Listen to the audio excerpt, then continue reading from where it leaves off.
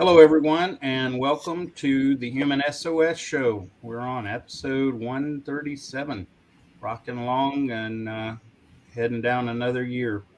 And as you join us, please share where you're joining from. And we always want to hear your comments and questions. That adds a lot of engagement and value to the show. So, Anton, what are we going to talk about today? Good morning, everybody. Thank you so much for joining us. Today, we're going to talk about team stress. Not necessarily team stresses in the whole team, but stress occurring at work and on your team as a leader, and who's responsible for it, and where this comes from. Back when leadership was still management, and people didn't really care about employees outside of work and their duties and their responsibilities, or at least show that care in the way that we do today. People didn't necessarily use some of the tools that currently we use in the workplace for outside of life. An example of that is financial management. Right? Many companies nowadays are having leaders coach their people, their subordinates, in better finances. They're helping them save for houses. They're helping them to make savings decisions and things like that. That before, maybe 60, 70, 100 years ago, that wasn't something that they did, right? There's other things that have come into play, and mental health has kind of started to come in and occupy that leadership space. But in general, there's still many subcomponents that are not necessarily being addressed by leaders, and they should be. And one of those is stress, just really the big version of stress, not just the small stuff that we talk about, but really the broad picture. And at Perspective Force, within the Human SOS system, we believe that the leader is responsible for ensuring that their teams are performing at the highest level possible. Well, your team cannot perform at the highest level possible unless you help them manage their stress. Now, I would love to hear your thoughts on this, Kev. Is that something that is leaders' responsibility to do? Is that something that should be personal accountability on the employee? Both? Or is this something that maybe leaders shouldn't step into because it's personal? What are your thoughts? Oh, of course, uh, as many of you know, I ascribe to the concept of extreme leadership. And with that concept comes responsibility for a lot of things that others might say it's not my problem or it's up to the team member. But so, yes, I think that an effective leader is going to own that aspect, the stress part of the job, as well as at least elements of stress, period, in the lives of their team and team members. And part of that is because it's the right thing to do. Part of it's practical because if you don't own it and take part to help manage it, then you're going to have a problem that you can't fix otherwise. And so, might as well take ownership of it, be involved in helping the team members address it and manage it in order to have an effective team. I mean, just to be very practical. Again, aside from the fact that I do think there's a moral responsibility involved to own that part with your team. Absolutely. And audience, I'd love to hear, from you and your take. Is that something that leader needs to, excuse me, got something to throat. If that's something that the leader needs to step into, is work on employee stress, especially outside of work, or is that something that's more private?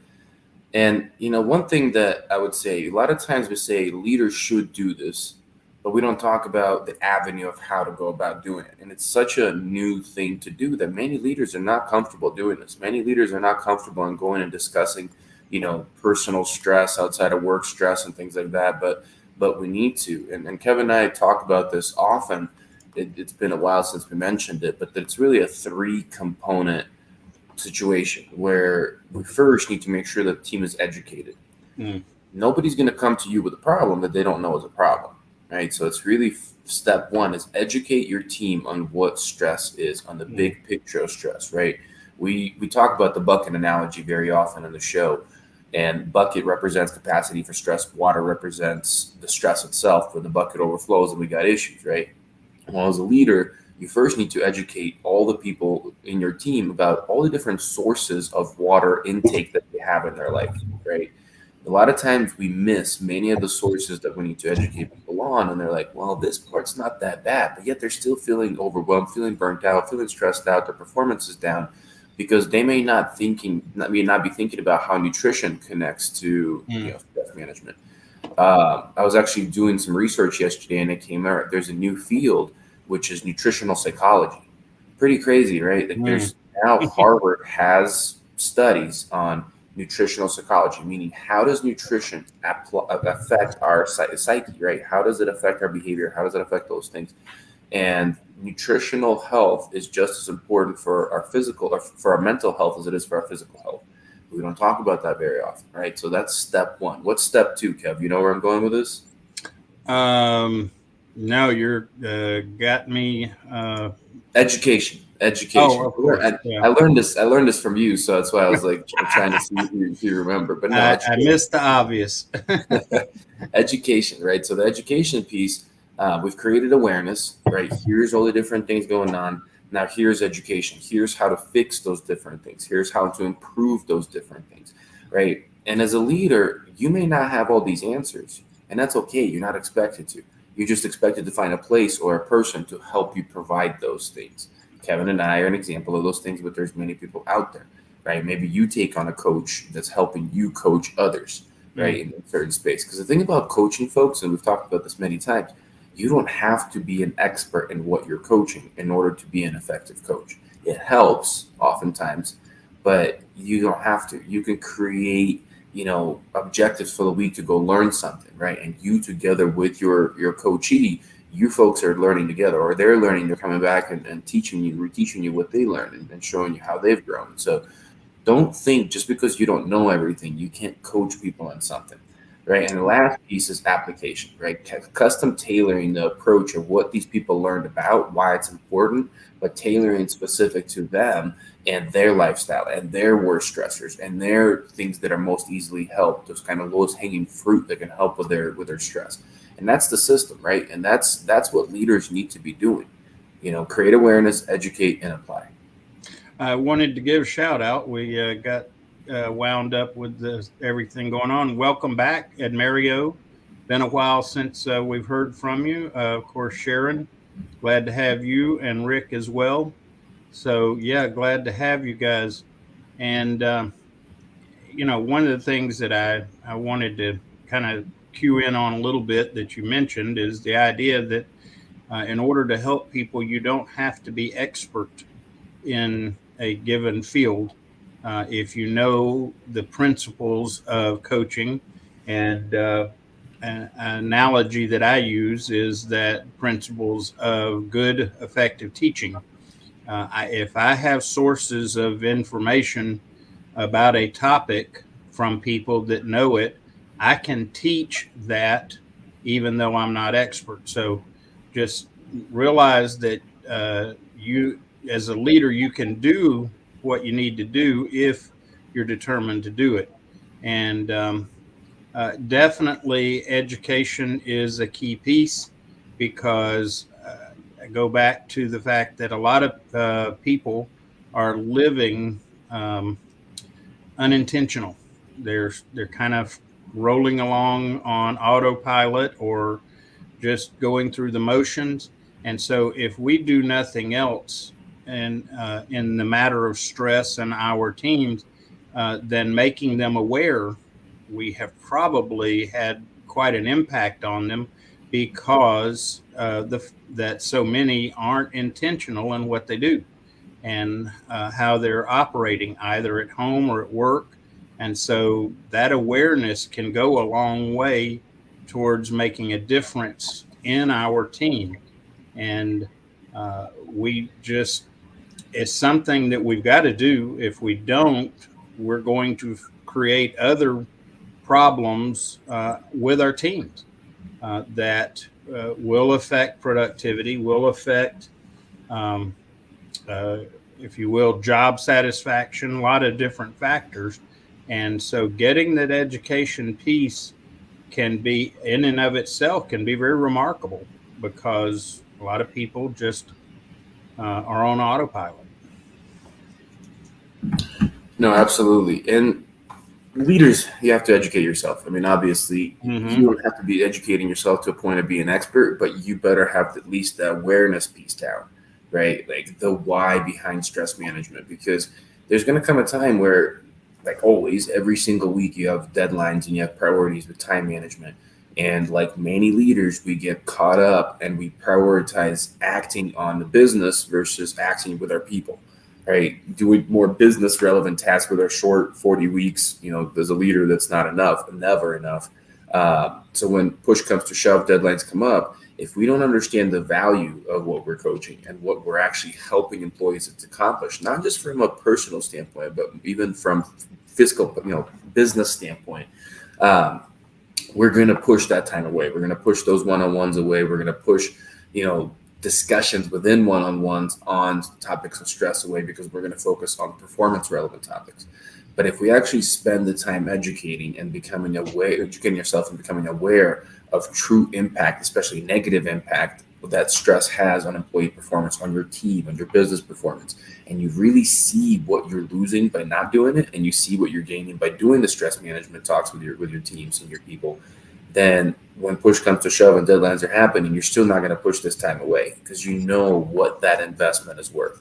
So that's where I want leaders to get more educated, is truly understand, why am I doing this and how important it truly is. Now, the same thing goes for each and every single one of you that's not a leader, right? I talk about this all the time. You got to know why it's worth it. You got to know what you're fighting for.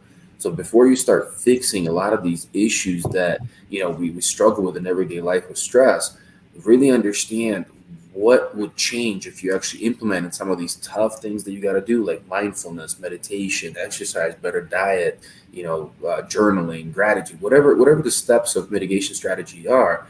You need to know the worth behind those steps. So that's my big encouragement to everybody on this call and anybody ever watching the recording, is understand what you're fighting for yourself and your people.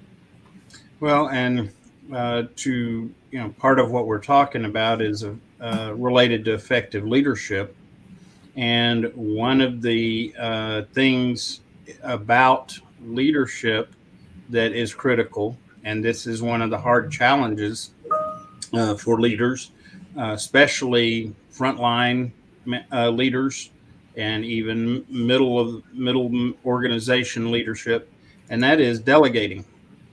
And the necessity of that is so key because if we don't delegate as leaders, we're not going to have the time to devote to educating our teams. And so learning how to be an effective leader is a key to being able to also own this area of stress. And in order to be effective, delegating tasks to others that can take care of those so that you can take care of your people. And that's just so key. I know I'm working with an organization now, and one of the things that we've been talking about is with the leader of the organization is, what is it that you're currently doing that others could do for you, and beginning to figure out how to delegate those things. And it kind of funny because the concept and that question actually originated with the pastor of my church, because some of the members worried that he's carrying all the load.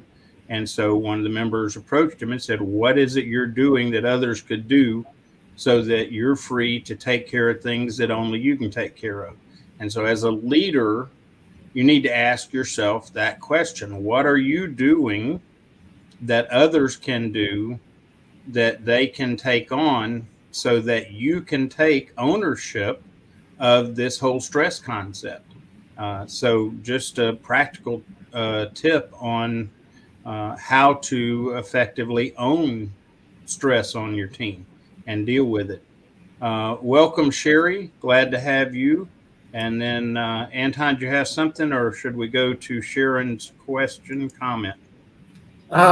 Just about ownership and prioritization as a leader, right?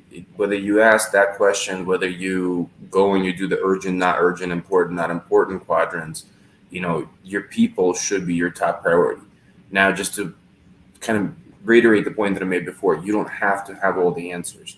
This doesn't even have to be done in one-on-ones just yet. You can start building a culture of health and a culture of stress management, mental health, care within your organization by simply saying to people, hey, I feel as a team that we're hurting from this, right? That this is impacting many of us in a different way.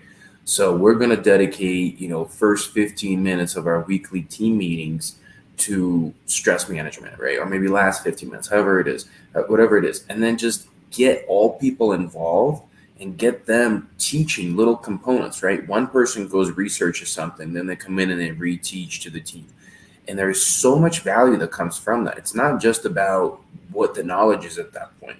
It's that everybody's pitching in, everybody's contributing, everybody's providing. People are being developed as future presenters. Leadership skills are being developed. There's so many good things that are going to come from that. So you don't have to be the one driving that bus. You're just simply setting up the environment and letting the team kind of step in and fill in those gaps. So it doesn't have to all be on your shoulders.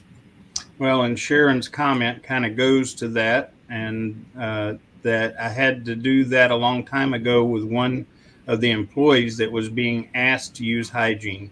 I'd gotten so many negative things from people that I had to talk to her. For Christmas, the group, without my knowledge, bought her a bar of soap. This was not a good thing, but they did it. I had to be kind and speak to her, but get the point across.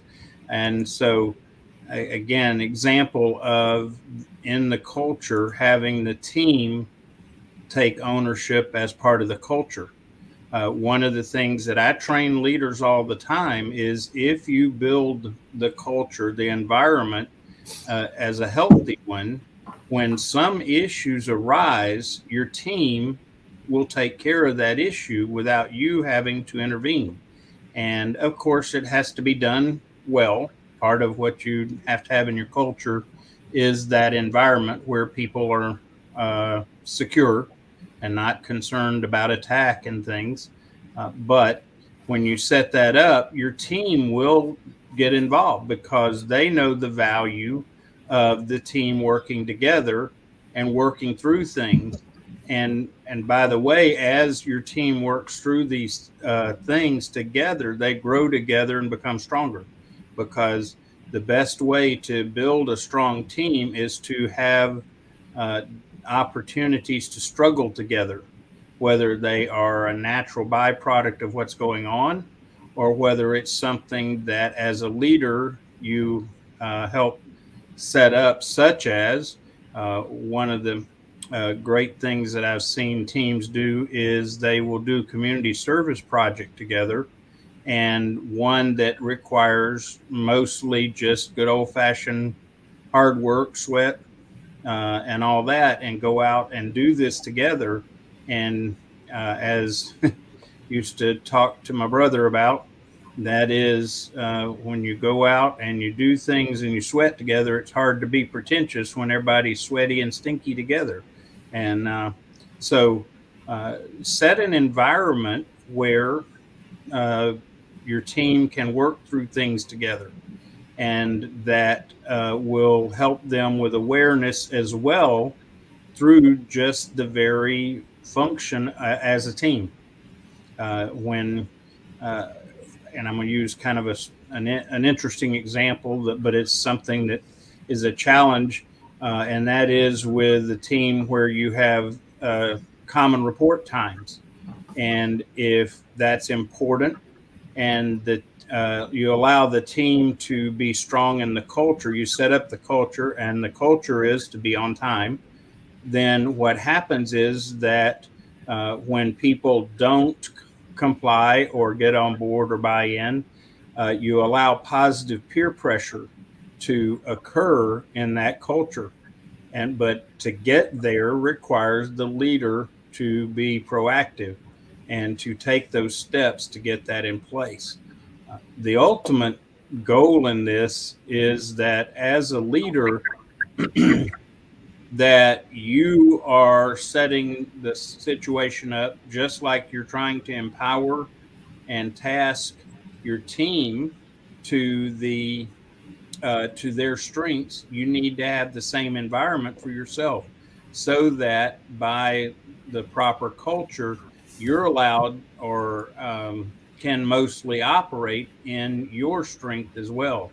And when you do that, leadership becomes more of a natural occurrence rather than something you have to force. So, getting that culture is such a key thing, and ownership of things that affect your team can help that a great deal, because when you take ownership in a positive way, not beating people over the head, but in a positive way, they know you care. And a team that knows that you care about them will care for each other. And that is the people that will, even without you asking, will be there when needed. They'll go beyond the minimum. And we talked a couple of months ago about quiet quitting. Part of the problem and source of quiet quitting is a leader that doesn't care, or people don't know they care. So culture is so important as a leader. Now, speaking of culture, normalizing I am stressed out conversations, right? Like just Mm, I think that we're fighting to normalize I am having a mental health crisis conversation, right? But right. we there's a two different conversations with a similar origin, right? Usually stressed out leads to mental health, but by the time we've got somebody to say I'm having mental health problems, um, they've already went over that threshold. So think about like a car, right? I go to analogy, something that's easy to understand as much as I can. And having mental health problems, you got, an engine that's knocking, right? Like Mm, something's about to blow up. That thing is just on its last, on its last breath. I am stressed out conversation. It just means that your oil hasn't been changed in a while, right? Like you're still functioning, the engine's still going, the car's still going. There's definitely issues. It's not running as good. Things are starting to become problems, and it's a much easier fix to change the oil than it is to fix the engine, mm, right? So as leaders, we need to normalize these change the oil conversations. That's how I want you to think about like I'm stressed out. It's those early signs of things to come. It's something that can usually be fixed within 3 months. If somebody's got mental health issues, this is not a 3 month fix. We're talking about 6 months to a year until somebody's going to truly get better. If they're going to get better at that point without medications. So just normalizing people coming in and saying I am stressed out. It's just a fact, right? It's not.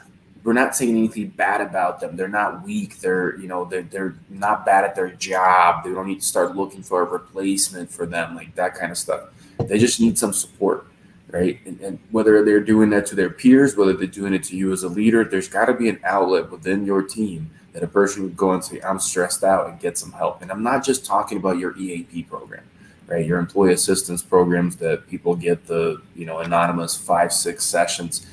That's not it. I mean, I'm grateful to people that are doing that, but those things are super underutilized, and there's many reasons for it. They need that support from people who they know and they trust, right? From people in their immediate circles, which people that we work with are, and you as a leader better be in their immediate circle. They need to raise their hand and say, I'm stressed out. Let's dig through why and figure out, a solution, how we're going to mitigate this issue. We got to do it. Yeah, otherwise, we're going to keep struggling with many of the things that we're struggling in the workplace. well, a couple of thoughts come to mind. One is you're talking about programmatic help, and that's fine. That's great. But your team needs to see you demonstrating what you're doing personally for them, and to help them, you personally. And that's important. The programs are great and that's nice, but unless you are the one that took charge and made it happen and continue to keep it going, that is not connected with you. That's connected with the organization. So be sure to do things that demonstrate your care and concern personally for your team. That's part of the way you'll build loyalty. That's part of the way you'll make your team better. The other thing is, and we talk about balance all the time, and we all want to strive for excellence in what we do individually plus as a team, and that's great.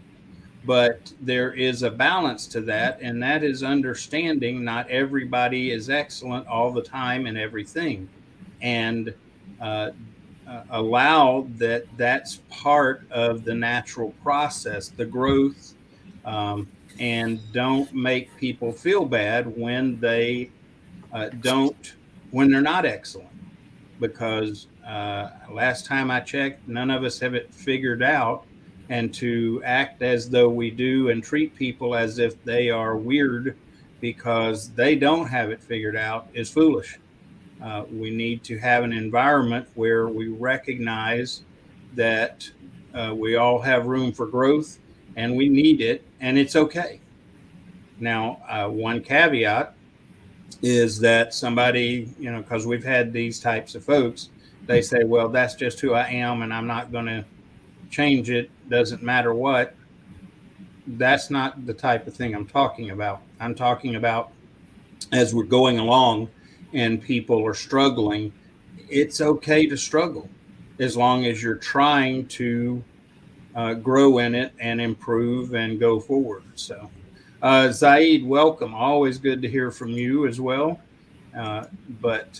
So, what we're talking about goes back to culture. And as the leader, you are responsible for the culture, and that includes owning stress factors on your team. And now, obviously, Anton asked me in the beginning, is it all the leadership, or is it all the person, or both? It's both, because we as a leader can set it up and set the culture, but the people involved have to take ownership for it as well. And it's an interesting thing. A piece of advice I received years ago in relationships. We talk about, and it's very popular to talk about 50-50 relationships. And that sounds nice and good on paper. But the reality is, in relationships, the healthiest relationships are ones that are 100-100, because at any given point in relationships, we may have to give it all while the other person is struggling. And when we have that 100-100 relationship, we then are set up to most effectively work together as a team, knowing that we have that commitment for each other, that loyalty. In the military, one of the things we learn is the guy next to us could be the one that keeps us alive. And so whether sometimes we don't like that person next to us, but we know that we have to be loyal and we have to be committed because it's essential for all involved. And that's the kind of culture that we want in our organization, knowing that, yeah, I may not like your choice of music, but by golly, if the chips get down, I'm going to be there in your corner and going to help you and go through this with you, because it means the best for everybody involved. And so, just real important that we have 100% ownership by the leader, but also 100% ownership by the team members as well. We got to be wrapping up here pretty soon, but I just want to kind of leave folks with some final thoughts. Guinea pig this for your people. Provide yourself as tribute, however you want to look at this, right? Like, if you see like your team is struggling with stress, and it's not a conversation that you guys are always having, and it's not something they're comfortable talking about, maybe you're not on that level, be the first one, right? So what you can do is you can step out and say, team, I'm struggling with stress, right? I'm struggling with my sleep. I'm feeling anxious, whatever some of the symptoms may be, and say, you know what? like, I think that many of us are struggling with this too, but let's start with me. And if you're open to it, I'd love to just have some discussions openly about what I can do and create a plan. And once again, you're normalizing while providing education, right? So remember, start with education first, or sorry, awareness first. Awareness is the first thing you need to do. Help people understand where their lives, their work, everything in their existence is being impacted when they're not handling their stress properly. Then go and create education about different types of stresses, where it's coming from, what they can be doing, could do about it, and then slowly create application of how they can change things in their life. But you are the guinea pig. You are the person that's going through it. And then if they see you improving, if they start seeing you having better moods, if they start seeing you handling things better, if they're seeing you, handling resistance and what's the word I'm looking for? Adversity better than you did before. They're going to want to do this more. They want to going to listen to this idea more. They want to get engaged with each other more. So if that's the easiest thing, I would say, you want to change the culture, be the guinea pig that, goes through the transformation themselves and then pulls people with them, but creating a good space for them to learn. Indeed. And you also, by doing that, you're engaging your team in the process. You're not just saying, okay, this is what we're going to do. You engage them in it. I think Sharon's comment would be a good closing comment. Her comment is that I think that leaders have to be very supportive of their team. They need to know that you're on their side and not trying to attack them. Be kind, but do what you need to get the point across. Good closing comment. Thanks, everyone, for being here. We're having more abbreviated day today. I hope that you take something away. Hope you'll join us next Tuesday. As always, if you have an idea for a topic, please share that with us. We more than happy to address any topic that is on your mind. And we will see you back again next Tuesday at 8 a.m. Eastern Time here on LinkedIn, Facebook, and YouTube. So take care. God bless. Have a great week, everyone. Bye now.